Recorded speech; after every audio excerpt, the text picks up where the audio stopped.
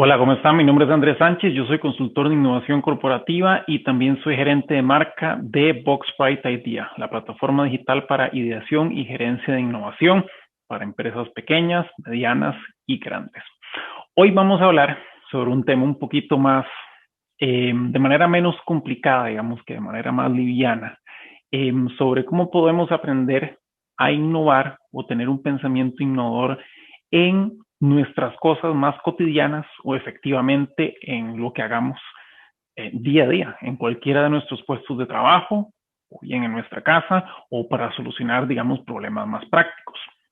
Y vamos a ver que no es un tema complicado el que nosotros simplemente empecemos por abrir nuestra mente y pensar un poquito diferente. Entonces, efectivamente, ¿cuáles son de los primeros pasos que yo tengo que tomar en cuenta cuando quiero empezar a innovar? Tengo que efectivamente pensar de manera creativa, es decir, qué hay afuera de efectivamente lo que siempre se ha dicho, de lo que yo hago cotidianamente o de la caja, y ver de qué manera esas soluciones van alineadas con una estrategia en que pueda mejorar la eficiencia, el impacto que tiene con lo que yo estoy haciendo o qué tan competitivo me puedo volver o ser más competitivo en las cosas que estoy haciendo. Y recuerden que no es necesariamente competir efectivamente contra otra empresa, contra otro compañero, sino puede ser competir contra mí mismo en ver cómo mejoro las cosas. Entonces es muy importante que nosotros tengamos esa mentalidad abierta, estratégica y pensemos en los resultados efectivamente de qué puede pasar, ¿verdad?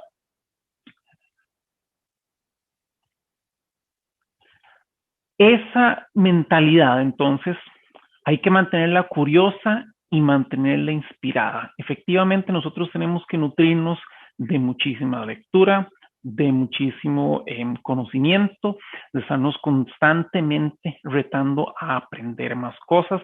Recuerden la diferencia de lo que es entre estudiar, memorizar, para después recitar, a efectivamente estar aprendiendo cosas nuevas. Entonces, con este tipo de cosas, nuestro pensamiento se vuelve convergente hacia algún objetivo eh, y podemos buscar soluciones más lógicas, como hablamos antes, que resuelvan de manera estratégica algo. También podemos tener lo que es un pensamiento divergente, es decir, no necesariamente, y en nuestra página y en nuestras redes sociales podemos ver que hay ejercicios en los cuales yo pienso de manera divergente o de manera, digamos, un poco diferente de la actividad en la que estoy. Puedo sumar cosas, puedo restar cosas, puedo hacerlo más abstracto, puedo hacerlo menos abstracto. Entonces tengo muchas técnicas en las que efectivamente puedo manejar este pensamiento, pero siempre nos tenemos que mantener curiosos y también inspirados en ver qué solución podemos encontrar a algo en las cosas ya sea de trabajo o las cosas cotidianas. El espacio. El espacio es muy, muy importante. Y hay dos espacios, ¿verdad? Está el espacio efectivamente físico y está el espacio tal vez, como hemos estado ahora mucho trabajando de manera remota, el espacio virtual. Es decir, eh, cómo está nuestro entorno, es decir, tenemos las cosas de manera ordenada, nuestra computadora, en nuestro teléfono, en nuestra tableta, eh, podemos de alguna manera efectivamente en ese orden colaborar con otras personas, eh, si efectivamente podemos explorar unas alternativas, ¿verdad? En cuanto a lo que queremos hacer. En espacios físicos se habla muchos temas, por ejemplo, de cómo son los alrededores, qué colores tenemos.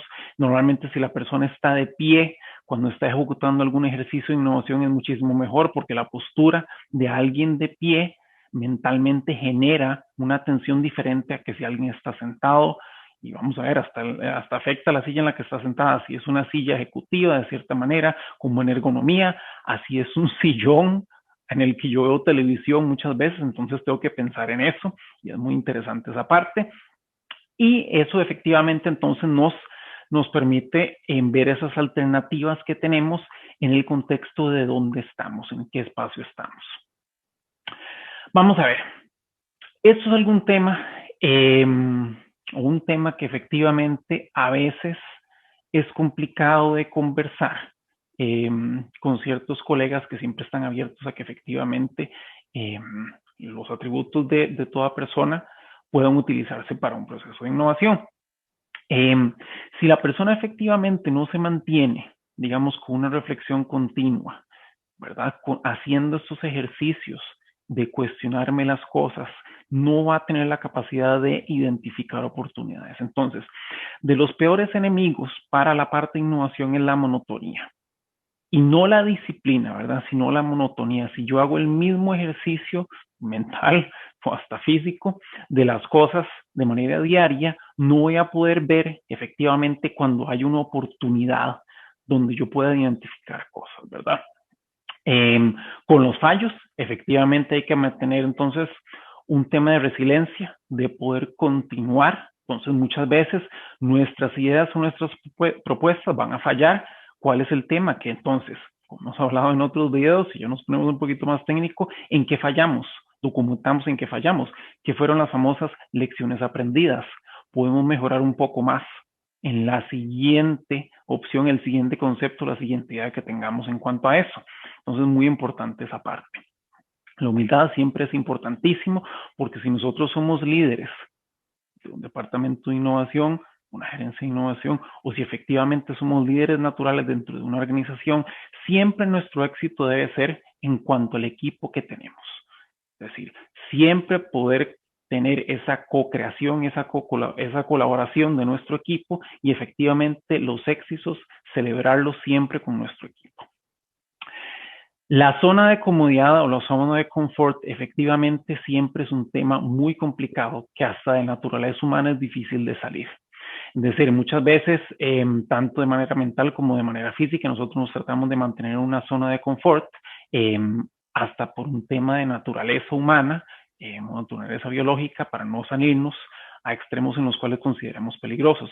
Entonces, el que nosotros, por ejemplo, entremos en una dinámica de otro departamento de nuestra empresa, en una dinámica de algo diferente que estamos haciendo en nuestras actividades cotidianas, efectivamente nos va a sacar de esa zona, va efectivamente a ver cómo manejamos la incertidumbre y nuestro cerebro muchas veces, si ya está listo para ver oportunidades, empieza a identificar qué conexiones y qué ideas y conceptos podemos entonces tomar de esa situación en específico. Comunicar los logros con objetividad y neutralidad profesional. Ahora sí vamos a hablar un poquito más de la parte más profesional, la parte más dinámica de eso. Ven qué interesante la marca de teléfono que tenemos ahí en la Filmina, ¿verdad?